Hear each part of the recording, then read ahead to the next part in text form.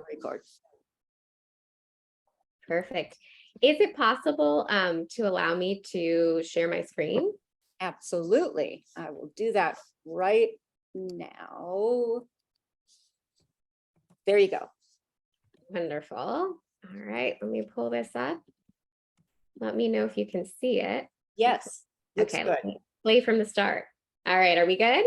Very good. Okay, wonderful. Thank you so much, Darcy, for letting me be here today and share briefly. My name is Stacy Williams. I'm the Community Engagement Director with Claris Health.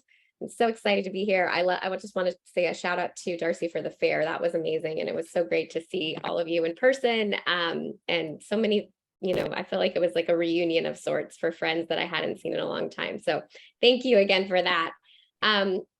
Claris Health, we are a nonprofit organization. We have several different locations. We have a West Side clinic that's located on Olympic. We're close to Olympic in the 405, kind of between the 405 and Bundy. And then we also have a South LA clinic in Linwood that's across the street from St. Francis Hospital. We have a mobile clinic, which I'll talk to you about in a moment, and virtual services as well. Medically, we offer a lot of medical testing services at both of our locations. So we do pregnancy testing, ultrasound, pregnancy verification. If a patient does not have health insurance and they're pregnant and they qualify, we can sign them up for presumptive eligibility, which is emergency Medi-Cal. We also do well women exams, UTI testing. We test for STIs and STDs. So we specifically test for HIV, chlamydia, gonorrhea, syphilis, Hep C, and Hep B. Feel like I'm forgetting something, but you get the point. We test for a lot of different services. Those services are offered for free or on a sliding scale. So it just sort of depends on a person's financial status and insurance status, but we try to make those services as accessible as we can. We also have patient advocates at both of our clinics, and those advocates are available to assist with case management. So if a patient needs additional services, maybe they're experiencing homelessness or they're in a DV situation, need help accessing substance abuse treatment, whatever the case may be, our patient advocate will sit down and provide ongoing case management for the patient. All right. Centering is our group-based prenatal care program. This is facilitated in our Linwood clinic. However, if someone comes through our West LA clinic, we can certainly get them connected to that program. We're very excited about offering this form of prenatal care. It's a unique style of prenatal care where participants are placed into a cohort group with other patients who are due within the same month as them. And so they come in for their normal visit with the provider, but then they are also paired up with other participants and they do a 60-minute class. So it's part education, healthcare, peer-to-peer learning. And this form of prenatal care is evidence-based and proven to reduce stress levels in women, increase rates of breastfeeding success, and also lower rates of preterm labor. So very excited about offering this form of prenatal care. And if you have any participants that are interested in that, you can refer them directly to either one of our clinics and we can get them connected. Our mobile medical unit, this is what it looks like. It's a 30-foot mobile unit that travels around LA County. We have 20 different partner sites that we go to. We go to some different shelters with PATH, people, I'm blanking on what PATH stands for, people assisting the homeless. Yes. Shields for families. What else? We go to a couple different high schools, some different housing communities. So the Alcoholism Center for Women. It's a variety of different sites, but we're always open to new sites, and we offer all of our testing-based services on this site. So pregnancy testing, ultrasound, STI testing, well women exams. We also have a patient advocate on board the mobile too. So same deal as far as all of that resourcing and case management. We'd love to partner with your site. If you have a site that may be interested in the mobile, you can definitely reach out to me for that and we can connect you. But yeah, that's our mobile unit. Awesome. And then we have a variety of different support groups. We specifically have support groups for pregnancy loss, adoption, and also people who've experienced sexual abuse in the past. And then our parenting program. This is where we get a lot of referrals from several of you on this call, actually. So our parenting program has two different tracks. One track is open to anyone who is pregnant or parenting a child under the age of 5. We offer free classes in English and Spanish. They're offered in person and virtually. We do fun family events throughout the year. There's classes for all different ages and stages. And then we also have material assistance as a part of that program. So if participants are regularly attending classes, they can shop twice a month in we call it the baby store. And there are supplies in there, essential items, diapers, wipes, clothing, maternity clothing. We also have bigger items like cribs, strollers, and car seats. And then our second track is our family reunification program. And this is open to anyone that has an open DCFS case or is at risk of potentially having their child removed from their custody. And this is open to anyone regardless of the age of their child. And we offer court-approved classes. And so we have two different tracks for that. One is our group classes. We use the Breakthrough Parenting curriculum. It's offered in English and Spanish, and we offer those classes both in person and virtually. So we try to make them as accessible as possible. And then our second track is called Every Mother's Advocate. It is a one-on-one program where we have clients who are paired up with a volunteer advocate who goes through the 10-week parenting curriculum with them. This is also court approved, so it does fulfill the court mandate. That curriculum is called Nurturing Parenting. And in addition to that parenting curriculum, the advocate will assist them with goal setting and case management as well. So it's a much more comprehensive program. So if you have any participants that need court approved parenting, we can offer those services for free. And like I said, they're very accessible because we're offering them online as well. And participants, once they've completed, they get a certificate for court and a letter of completion as well. And we can also provide any kind of advocacy as far as we will attend court sessions with the client if that's helpful, whatever we can do to hopefully reunify the family. All right. We do have therapy services. We have licensed marriage and family therapists who are available to offer individual or couples counseling on a short-term basis, typically about 3 to 6 months, for any individuals who may be wanting to see a therapist regarding any like pregnancy, parenting, or sexual health related concerns. If we do have any participants that require longer term counseling or maybe a higher level of care, we can refer them out to one of our partners. All right. Reality Check is our sexual and relational health education program. We go into schools and youth organizations, community partners.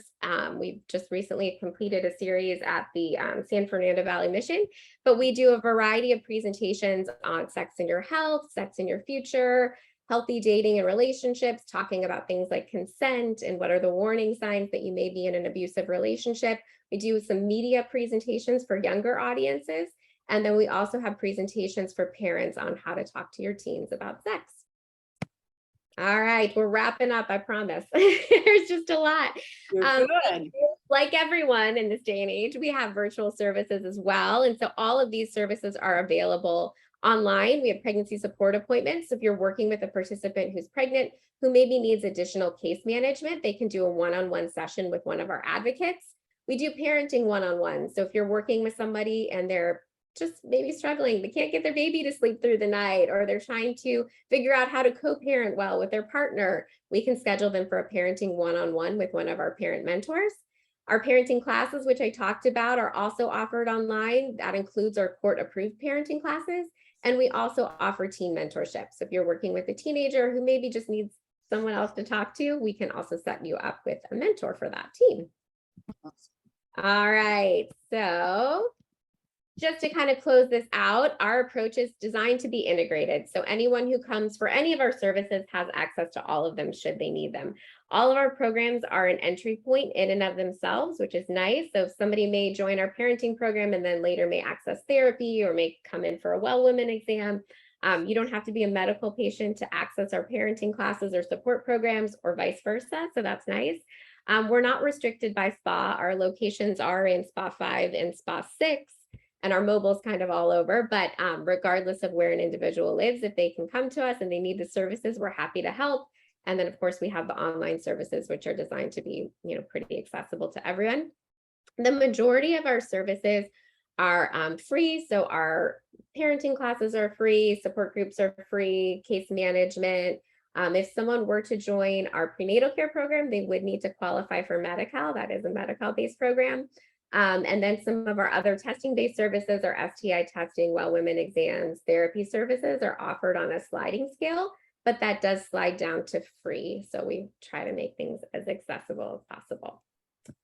All right, and then this takes us back to our locations. I can drop my email into the chat. I'd love to connect with anyone on this call. I feel like I've said lately, I feel like this is the reunion tour where we're all getting to know each other again after so much time has gone by and things have changed so much, but very excited to connect with anyone on the call. Happy to set up a Zoom or have you come to one of our clinics. But yeah, thank you so much for the opportunity. I'll stick my name here in the chat, but I look forward to connecting with you all.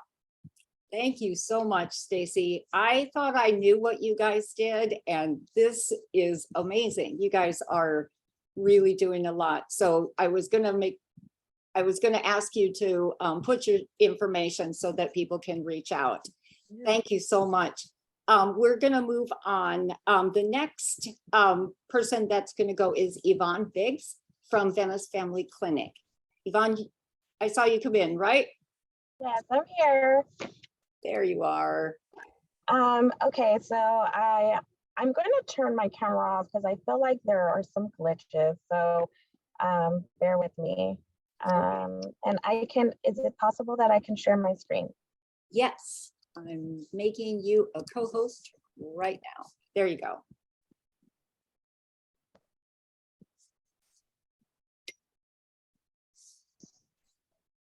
Okay, give me one moment. There it is. Right. Good.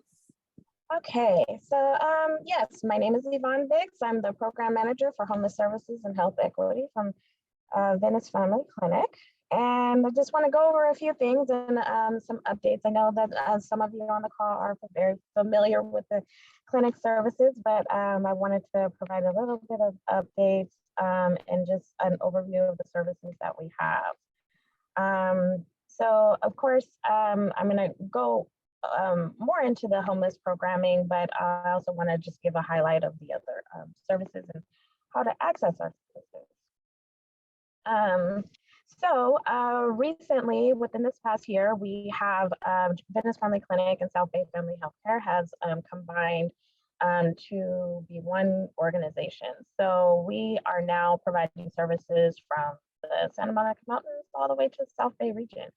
So we're excited about that. We are in the midst of a lot of transitions, but we're excited to be able to be providing services in this 5th and 8th service planning areas. So of course, we offer comprehensive primary care for children or prenatal patients, children, teens, women, people experiencing homelessness, and transgender patients. So this also includes dental care, substance use treatment, mental health services, vision, health education, which also includes our food distributions on a monthly basis.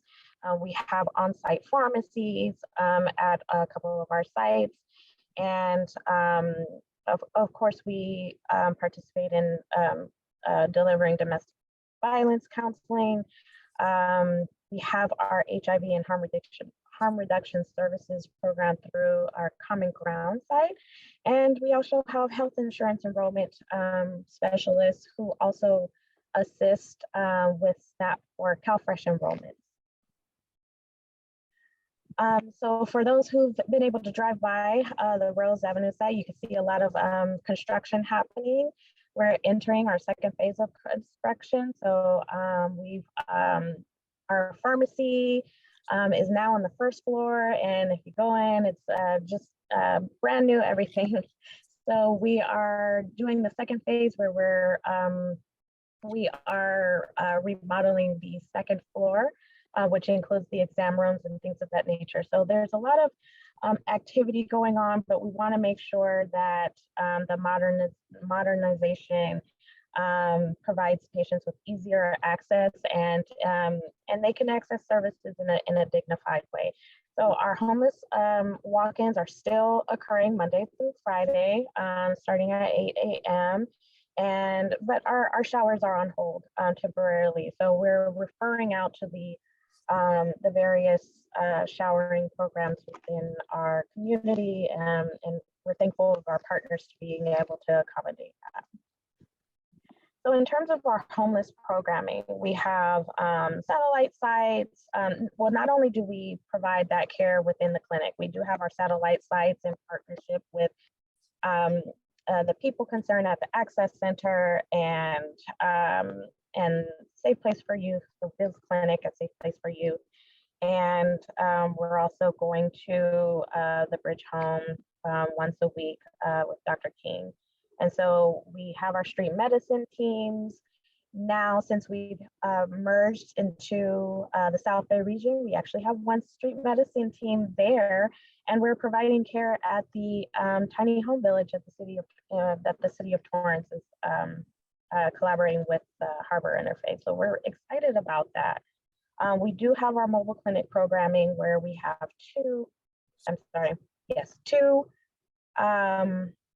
mobile clinics, one that really supports our street medicine teams and is a little bit more mobile. It looks like one of the Amazon trucks, but that's what you see pictured here. It provides a little bit more support for our clinicians who just have their backpack, and it allows for our clinic supportive staff to be able to assist them and just bring the clinic to the patients. And of course, as mentioned, we have our homeless walking referrals. And so as a snapshot of where we are at, these are the locations, and it should actually be 9 because we are in the South Bay region. So again, we consist of our outreach teams and our satellite site locations. So these are our actual street medicine teams. And so we divided it up into, there's registry-based, housing-based, person-to-person teams who pretty much have a caseload, and they are teams that other outreach teams refer patients into, and they provide a higher level of care. And our outreach-based teams, which are pretty much embedded with our partners, the people concerned, St. Joseph's, we're in partnership with them and providing medical services to assist with engaging the patient while they're out in the field. And so here's our mobile clinic, the smaller van, and it goes to different areas. And it's accessible. We'll take it to we'll take it to various encampments, or it'll help support when we need to go on the boardwalk or things of that nature. So it allows more ease and allows room for our supportive team to assist our clinicians when it is out. This is our Brehope Mobile Clinic, which is our 2 exam room mobile clinic, and we like to use it more so for events like health fairs or drop-in access centers that don't have indoor capabilities for us to provide the care that we need. So here's how to access our services, and I'll provide this presentation for you. But we do have our homeless walk-in hours, Monday through Friday.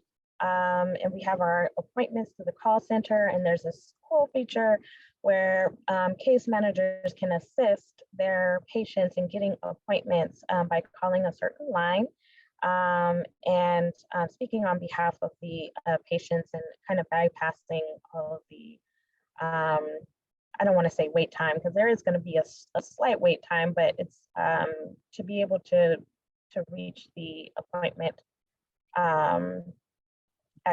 appointment line a bit more easier. And so, of course, we also have our health insurance enrollment services also, and they're available to help enroll and renew current coverage and deal with PCP, primary care provider changes, if that's what the patient desires. And this is important also because we will service any patient that comes to us, we'll service any person that comes to us, but when we need to provide specialty care and referrals, it'll be important for them to, for the patients to understand their insurance coverage, and if they choose to change it so we can actually provide referral services, we have that service for them. And I think that is it. If anyone has any questions or, oh, you know what, I'm missing something and I don't have very great pictures for it, but I mentioned earlier that we have gender affirming care at the clinic. And what that includes are, it's gender affirming care for patients who identify with a different gender other than what they are born with. So that includes some hormone therapy, surgical referrals, and last but not least, behavioral health support and consultation to help during that process. So those are one of the new things that have been added to the clinic in a more formal way. So we're excited about the access of care for our patients. If anyone has any questions, I'll be happy to take them. Otherwise, thank you for listening. Awesome. Awesome. Can you quit the share? There you go. Perfect. Thank you so much. Oh my goodness, Yvonne, same thing as with Stacy. So many services. You guys are just amazing. So, please if you guys can send me those PowerPoints, I'll send them out to the group, and also put your contact information in the chat so people can contact you. So thank you so much. This is incredible. Our final presentation is with Lonnie Resser and with the Department of Public Health. Lonnie, are you there? I'm here. There you are. Could you give me share screen access too as well, Darcy? Absolutely. And while we're doing that, I'll just give a brief COVID update. I was asked today to talk about monkeypox for a change. So with regard to COVID, our numbers are looking pretty good. We're kind of in that lull that we see every few months. The best news is that we now have a new updated, we're also calling it bivalent booster. And this is a booster that has that responds to the original strain of COVID-19 that we saw in 2020. And it is also updated to address BA4 and BA5 subvariants of Omicron.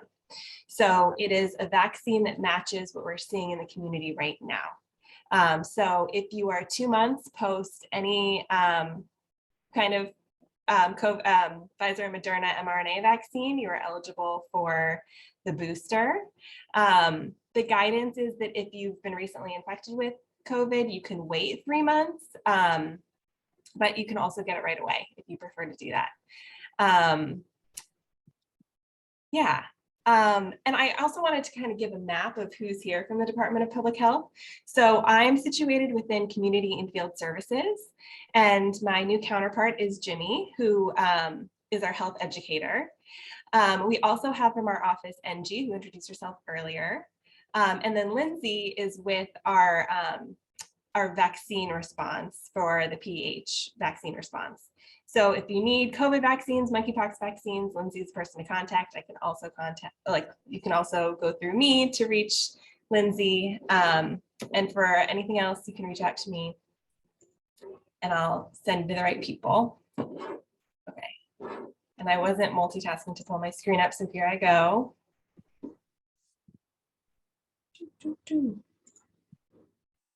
Okay, switching gears to monkeypox. Can you see what you should know about monkeypox? Yes. Okay, Yes, perfect. Did it right. Okay, so I'm going to cover what you should know about monkeypox right now in LA County. As I mentioned, my name is Lonnie Resser. I'm a health program analyst for the LA County Department of Public Health with Community and Field Services SPA 5 and 6. That's West and South LA. So what you should know about monkeypox. The monkeypox virus can spread through close, personal, often skin-to-skin contact, including direct contact with the rash, lesions, scabs, or body fluids from a person with monkeypox. It's often also spread by touching objects, fabrics, or surfaces that have been used by someone with monkeypox, and through contact with respiratory secretions during prolonged face-to-face contact or intimate physical contact, such as kissing, cuddling, and sex. A pregnant person with monkeypox can also spread the virus to their fetus through the placenta. And a person with monkeypox can spread it to others from the time symptoms start until the rash is fully healed and a fresh layer of skin has formed. That can often be between 2 to 4 weeks. So just to cover the symptoms of monkeypox, the key symptom is a rash. It could look like bumps, pimples, blisters, sores, or scabs. You'll see some photos on the next slide. It can be anywhere on the body, including the genitals, anus, mouth, hands, and face. It could just be in one area, or it might spread over the body. And it could be itchy or painful, especially if the rash is inside the mouth or the anus or some other sensitive spot. Some other symptoms with monkeypox are general flu-like symptoms. It could be fever and feeling tired, exhaustion, muscle aches and headache, and swollen lymph nodes. The flu-like symptoms can appear 1 to 4 days before the rash starts or after the rash starts, and not everyone will get these symptoms. So the guidance we've been living by over the last 2.5 years, if not before then, is if you're sick, stay home. Also applies to monkeypox. So if you're having those flu-like symptoms, stay home, isolate from other people, because it could be monkeypox. The rash may be on or near the genitals, anus, mouth, or other areas like the hands, feet, chest, and face. It can be painful or itchy, and like I said, it can look like bumps, blisters, or scabs. So these are some general images of what monkeypox could look like. So ways that we can prevent the spread of monkeypox are to avoid these activities with people with monkeypox, a rash, or other symptoms of possible monkeypox. These include oral, anal, and vaginal sex, or touching the genitals or anus, hugging, massaging, or kissing, touching shared fabrics like clothing, bedding, or towels, shared surfaces, and shared objects like cups, utensils, or sex toys, and talking closely face-to-face with someone for a long time, approximately 3 hours or more. That's a long time. So it's a lot. It's different than COVID in that way too, where it's not just, quick encounters could spread it, but it's really, in terms of respiratory transmission, it's a long transmission window. Wash your hands often with soap and water, or use an alcohol-based hand sanitizer, especially before eating or touching your face and after you use the bathroom.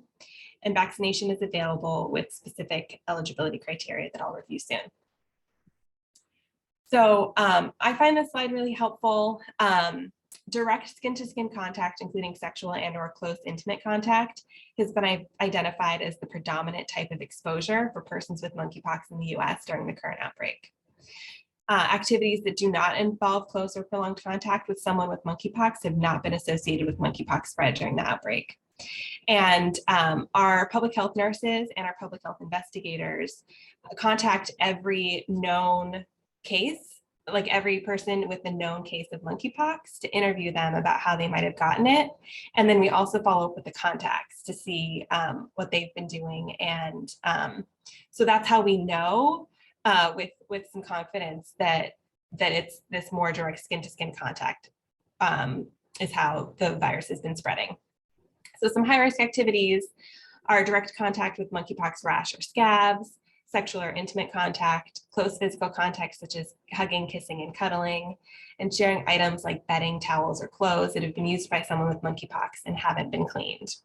Some low-risk activities are brief interactions like casual conversations or walking by someone with monkeypox, attending an event with fully clothed people, traveling on an airplane or on public transit, swimming in a pool, hot tub, or body of water, and going to grocery stores, restaurants, or school. These are all low risk. If you are exposed to someone with monkeypox, you should monitor your health. Symptoms usually appear between 7 and 14 days and up to 21 days. That's a long window after exposure. You may continue your daily activities if you do not develop symptoms. And you should get vaccinated soon after exposure, at least 4 to 14 days, to help prevent infection or make it less severe. Testing and treatment are also available. So contact your doctor right away if you have a new unexplained rash or lesions on any part of your body, especially if you're exposed to someone with or suspected to have monkeypox. And if you don't have a healthcare provider, you can call the DPH call center 833-540-0473. Open every day from 8 a.m. to 8:30 p.m. Or you can visit a public health sexual health clinic. And for more information, it is on every slide of this presentation. Visit ph.lacounty.gov/monkeypox. With regard to treatment, many people have mild illness and typically recover in 2 to 4 weeks. An FDA-approved antiviral medication that's used to treat smallpox, called TPOXX, can be used to treat severe monkeypox. And severe cases look like lesions in sensitive areas or pain that's not controlled by over-the-counter remedies. Back to vaccine, the eligibility criteria changes frequently, but right now it is the following. Any gay or bisexual men or any men or transgender people who have sex with men or transgender people are eligible currently for the vaccine. Also, persons of any gender or sexual orientation who engage in commercial or transactional sex, like sex in exchange for money, shelter, food, or other goods or needs. Also, persons living with HIV, especially with uncontrolled or advanced HIV disease, that's regardless of gender. And also persons who had skin-to-skin or intimate contact with someone with suspected or confirmed monkeypox, including those who have not yet been confirmed by public health. If you met any prior eligibility criteria that we've had, you're also still eligible for vaccination. And those who are immunocompromised, including having advanced or uncontrolled HIV, may be high at risk for severe disease and would be prioritized for vaccination. Again, you can go to ph.lacounty.gov/monkeypox to find out how to get vaccinated. And you can go to a public vaccinating site or visit myturn.ca.gov to find a location that's offering the vaccine near you. Also, Lindsay's team is offering monkeypox vaccination in addition to COVID vaccines for people experiencing homelessness. So she's the person to talk to for that. Some strategies for protecting yourself. Avoid, I'm kind of a broken record here, but I think it's good to drive it home. Avoid close contact with those that have monkeypox or have a rash that looks like monkeypox. Isolate those with monkeypox away from others who can be at risk for infection. When interaction can't be avoided, wear a well-fitting mask or respirator. Also, if the person with monkeypox has to leave isolation for any reason, they should cover up their lesions and rashes. Avoid contact with materials like bedding and utensils that have been in contact with a person with monkeypox. And wash your hands often with soap and water or using alcohol-based hand sanitizer. That will always be recommended forever and ever. Always a good public health practice is washing your hands. Just a little bit about what the situation is looking like now across the world and the country, and specifically here in LA County. As of Monday of this week, September 12th, there were over 57,000 cases across 100 countries. In the US, we've seen 22,000 cases. Here in LA County, we've seen 1,772 cases. In LA County, not including Long Beach and Pasadena, we've seen 95 in Long Beach and 22 in Pasadena. Our cases, in mid-July, our cases were doubling every 8 days, but that's down right now to 46 days. So it does seem like the transmission is slowing, which we love to see. The median age remains 35 years, and there has been one death in LA County from monkeypox. My understanding is this person was severely immunocompromised. With regard to gender identity, 97% of the cases we're seeing are in people who identify as male, 1% in females, less than 1% in transgender males, 1% in transgender females, and the other numbers are very small as well. 67% of those who have monkeypox have identified as gay or lesbian. 5% have identified as their sexual orientation being straight or heterosexual, 11% bisexual, 16% unknown or preferred not to state. So we are seeing this predominantly among men who have sex with men, which is why they're being prioritized for vaccination, because we're following the data and the science of how it's being transmitted right now based on social behaviors, and looking at how we can protect that community and specifically. With regard to race and ethnicity, 55% of all cases have been in Latino or Hispanic individuals, 12% in Black or African American, and 27% in white. On our website, we have more detailed information, including case rates, which you can check out as well. This is the link for the monkeypox data. Oh, I'm looking at the wrong screen. This is a map of how of the spas that have been most affected by this. So the purple is spa 4, and that's where 44% of all our monkeypox cases have been. The next highest spa is in that kind of, I would call it indigo violet color, in spa 2, which is Santa Clarita and San Fernando Valley. And then others, it's been like lower in the Antelope Valley. In spa 5, we've had 80 cases, so 5% of the total throughout the county. We've also seen that the number of cases among people experiencing homelessness has been increasing, which is a great reason for to reach out to Lindsay's team for monkeypox vaccination for that group. And again, for more information and to find out more about vaccinations, etc., visit ph.lacounty.gov/monkeypox. And again, our DPH call center, which is also helpful if you have a COVID situation. The number there is 833-540-0473. That's the end of my presentation. Awesome. Awesome. Thank you, Lonnie. There is one question in the chat, and it's from Rosie. And she says, thanks for the monkeypox info. What is the time period that monkeypox can be spread by contact with a surface? Yeah, I've seen various things. I think I'll have to look it up again. I can't remember it off the top of my head. But as I said, most of the transmission we're seeing is through direct contact with another human, not really surface transmission. Yeah, I was reading that question, and then your presentation said something about 7 to 14 days. Is that about right? That's the incubation period. So that's how long after you're exposed you could start developing symptoms. Okay. So Okay. it's different. Yeah. So you can get back with us on that. Yes, I will. Okay. Thank you. Any other questions? Let me put this in a different view so I can see any hands up, any questions on monkeypox. That was really, really informative. And, you know, who would have thought that these things come through, and, you know, then we are dealing with this next. So anyway, I really appreciate that. Lonnie, any follow-up question or any follow-up information about monkeypox?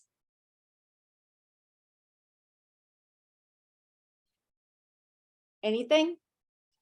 All right, you guys, well, that is our program.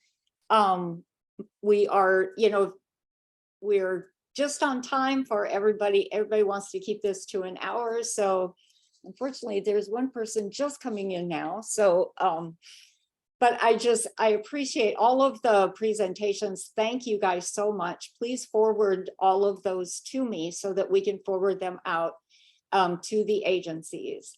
And this has been very, very informative, very good information about the number of health services that are available to people is pretty mind-boggling, in my opinion. So thank you guys for what you do. Really appreciate it. Anybody have any questions? Okay, that's good. If you want to put your any flyers that you have of events, new programs, anything, please drop that in the chat and we'll send that out afterwards. If you want to put your contact information, we will also send that out so that we get a chance to really connect with people. I think connection is huge in being able to provide services for people. You got to know who's out there and what they're doing. So that's why we do these meetings. So thank you guys. It's wonderful seeing your faces. I really appreciate you guys. And one of these days we will be back meeting together face to face, and we'll have breakfast for you. All right? All right. All right. Thank you, guys. Thank you to Bye, our everybody. presenters. Thank you. All right. Really appreciate. Hi, Rosie. She's going to get back with you for your question. Okay. All right. Thanks, Rosie.